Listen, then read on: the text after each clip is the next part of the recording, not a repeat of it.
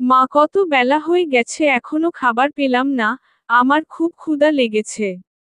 এই নবাবের বেটিরা, আজ কি আমার মেয়ে খাবার পাবে নাকি না খেয়ে মরে যাবে? কত বেলা হয়েছে খেয়াল নেই তোদের? এই বাড়িতে আমাদের কোনো যত্ন নেই। আজ খোকারা আসুক।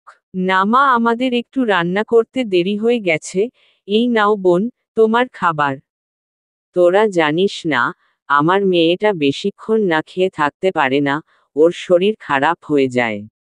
তোরা এতজন মিলে আমার এই একটা মাত্র মেয়েটার একটু খেয়ালও ঠিক মতো রাখতে পারিস না। কি করিস সারাদিন তোরা? এটা কি রান্না করেছো? না হয়েছে লবণ, না হয়েছে ঝাল, রান্নাও ঠিক মতো করতে পারো না। রান্নার সময় তোমাদের মন কোথায় থাকে শুনি? এমন করে বলছো কেন? বড় ভাবি কত কষ্ট করে রান্না করে। আর রান্না তো ঠিকই ছিল, আমি তো মুখে দিয়ে দেখেছি। তুমি কি বলতে চাইছো, আমার মেয়ে কি মিছে কথা বলছে? আমার মেয়ে কি শুধু শুধু তোমাদের বদনাম করে নাকি? 2 দিন হলো এই বাড়িতে এসেই আমার মেয়েকে কথা শোনাচ্ছে। আজ ছোট খোকা আসুক, তোমার একটা বিহিত করব, তারপর ভাত খাবো। ওর ভুল হয়ে গেছে মা, ও নতুন এসেছে তো এখনো এই বাড়ির নিয়ম কানুন বুঝে উঠতে পারেনি। মা, আপনি ছোট বউকে ক্ষমা করে দিন। বড় ভাবি, আমি এমন কি বললাম? মা রেগে গেলেন। রূপা তো তোমাকে কথা শোনাচ্ছিল, মা ওকে কিছু না বলে আমার ওপর কেন রাগ করল? আর তোমরাও এত ভয় পাও কেন? শোন ছোট, রূপা মা ভাইদের খুব আদরের, রূপাকে কিছু তো বলাই যাবে না, বরং রূপা আমাদের সাথে খারাপ ব্যবহার করলেও মুখ বুজে সব সহ্য করতে হবে। রূপার নামে কিছু বললে আমাদেরকেই এই বাড়ি থেকে বের করে দিবে। কি হচ্ছে এখানে? সারাদিন কাজ বাদে সবাই মিলে শুধু গল্পই করবে নাকি? রান্না করতে করতে দিন শেষ করো, আর কি কোনো কাজ নেই এই সংসারে? এক রান্না করতে কতজন লাগে শুনি? বাহিরে কত কাজ জমে আছে, এগুলো কে করবে? আমাকে কি তোমরা এই বয়সেও কাজ করাবে নাকি? ছোট বউ, যাও বাহিরে গাছ পড়ে আছে, কেটে লাকড়ি বানাও। ঠিক আছে মা, আমি এখনই যাচ্ছি।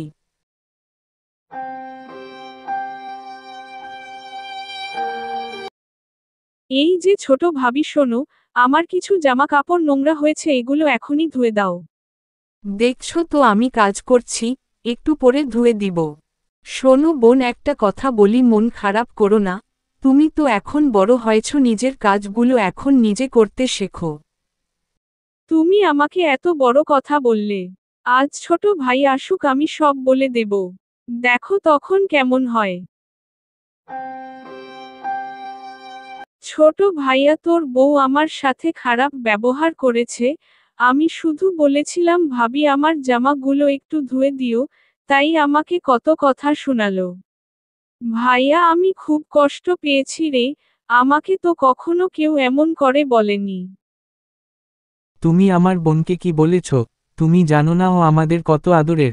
ছোটবেলায় রূপা বাবার আদর পায়নি। আমরা 3 ভাই ওকে খুব আদরে মানুষ করেছি, কখনো কষ্ট পেতে দেয়নি। আর তুমি ওকে কষ্ট দিলে। দেখো, তুমি ভুল বুঝছো, আমি তো ওর ভালোর জন্যই বলেছিলাম। ও এখন বড় হচ্ছে, 2 দিন পর বিয়ে হবে, শ্বশুর বাড়ি গিয়ে তো নিজের কাজ নিজের করতে হবে। ওর ভালো ভাবার জন্য আমরা আছি, তোমাকে ওর ভালো ভাবতে হবে না। এরপর যেন না শুনি তুমি ওকে কষ্ট দিয়েছ।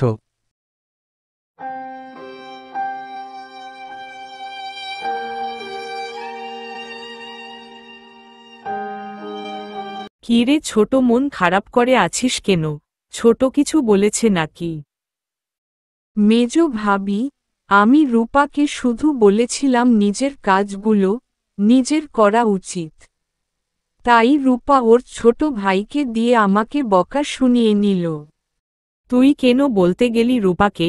আমি একদিন তোর মেজ ভাসুরকে বলাই, ও তো আমাকে মারতে এসেছিল, বলে রূপার নামে কি আমার কাছে বদনাম করতে এসেছ? এত সাহস পাও কোথায় রূপার নামে বদনাম করার?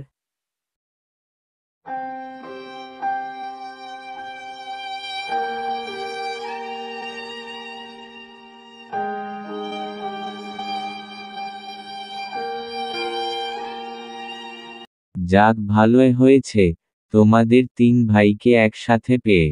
আমি তো তোমাদের বাড়িই যাচ্ছিলাম, তো তোমাদের কাজ কাম কেমন চলছে বাপু? এই তো চাচা ভালো। তো আমাদের বাড়ি যাচ্ছিলেন কেন? আচ্ছা শোনো, যে কথা বলতে এসেছি, তোমাদের বোন তো বড় হয়েছে, বিয়ে তো দিতে হবে।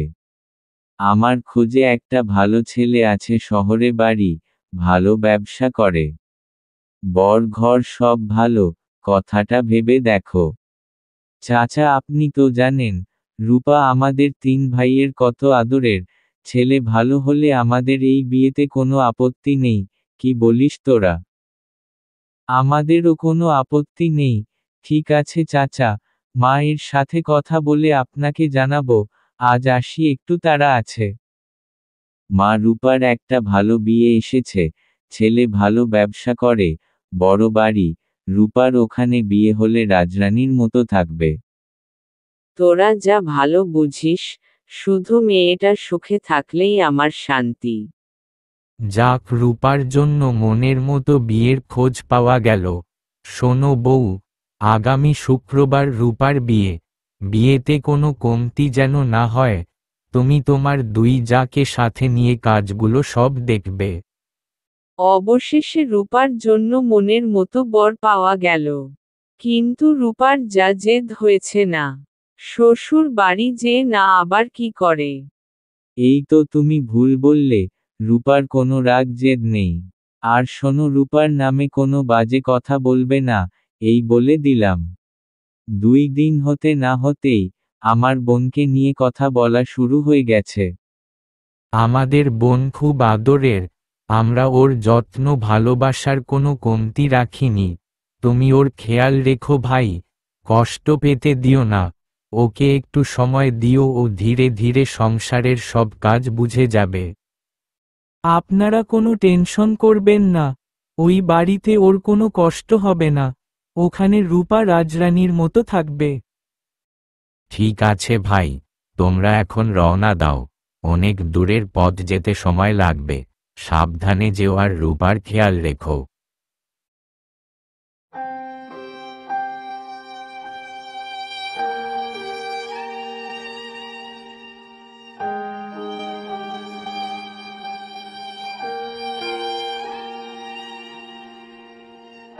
এই যে মহারানী, কত বেলা হয়েছে, সেদিকে কি তোমার খেয়াল আছে? সকালের নাস্তা বানাবে কে? আমরা কি না খেয়ে থাকবো নাকি সারা দিন? যাও তাড়াতাড়ি আমাদের জন্য নাস্তা বানিয়ে আনো। আমি নাস্তা বানাবো? আমি তো গতকালকেই আসলাম, কোথায় কি আছে আমি তো জানি না। আর বাড়িতে সব কাজ আমার ভাবিরা করে দিত। আমি তো তেমন কিছু পারি না। তাহলে কি আমরা তোমার জন্য নাস্তা বানাবো? বাড়িতে কি করেছো এসব আমাদের জানার দরকার নেই। এই বাড়িতে তোমাকে আনা হয়েছে আমাদের সেবা করার জন্য, না হলে কি তোমার মতো গ্রামের ক্ষেত মেয়েকে আমার ভাই বিয়ে করত? এই যে মহারানী, রান্না শেষ হলে আমার কাপড় বাথরুমে রাখা আছে, ধুয়ে ছাদে শুকাতে দিয়ে আসো। ঠিক আছে, আমি রান্না শেষ করেই যাচ্ছি। এই কয়টা কাজ করতে করতে বিকাল গড়িয়ে গেল। এভাবে কাজ করলে সারা রাতেও কাজ শেষ করতে পারবে না। বাবার বাড়িতে কি কিছুই শেখায়নি নাকি? এখন যাও রাতের রান্না শেষ করো। আমার সকাল থেকে কিছু খাওয়া হয়নি, আমি আর দাঁড়াতে পারছি না, মাথা ঘুরাচ্ছে। আমি একটু খেয়ে নিয়ে রান্না করব। এই শোনো, একদিন না খেলে কেউ মরে যায় না। আর খাবার শেষ, তুমি রান্না করো তারপর খেও। এসব নাটক বাদ দিয়ে তাড়াতাড়ি রান্না শেষ করো, যাও।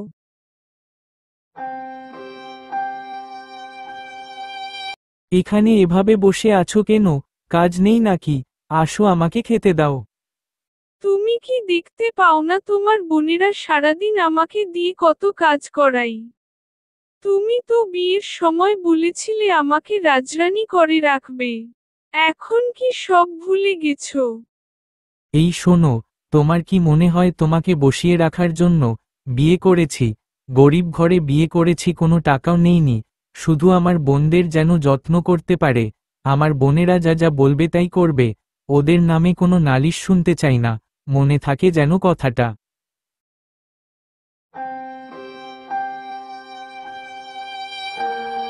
সব আমার পাপের ফল, আমি ভাবিদের দিয়ে কত কাজ করাতাম, অপমান করতাম, ভাইদের দিয়ে বকা শুনিয়ে নিতাম। তাই হয়তো আজ আমার ভাগ্য এমন হচ্ছে।